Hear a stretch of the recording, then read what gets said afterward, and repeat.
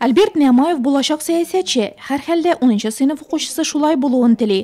Җәмгыять белемен ярата, философия белән кызыксына. Хәзерге вакытта Александр Дугин һәм Платон китапларын укый, түгәрәк өстәл артындагы сөйләшүгә теләп килгән. Я считаю хорошо то, что проводят такие мероприятия. Мин мондый чараларның узуы бик әйбәт дип саныйм. Халыкның, аеруча без укучыларның коррупция буенча белемнәрен арттыру мөһим. Коррупция һәр вакытта да истәгеләрдән килә дип саныйм. Аны бетерү өчен илдә нәрсәнедер глобаль масштабта үзгәртергә кирәк. Кичкенә түрәләрне штрафка тартып кына бер нәрсә дә үзгәрмәячәк. Нурлат районында коррупцияны бетерү өчен нинди эшләр башкарыла, ришвәтчеләрне җаваплылыкка ничек тартырга һәм безнең районда коррупция булмаган тармаклар рейтингы бармы? Укучыларны һәм студентларны, шәһәр оешмаларыннан килгән вәкилләрне шул сораулар кызыксындырды.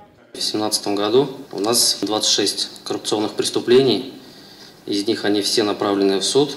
По ним имеются обвинительные приговоры, то есть все участники этих правонарушений, преступлений, они понесли наказание.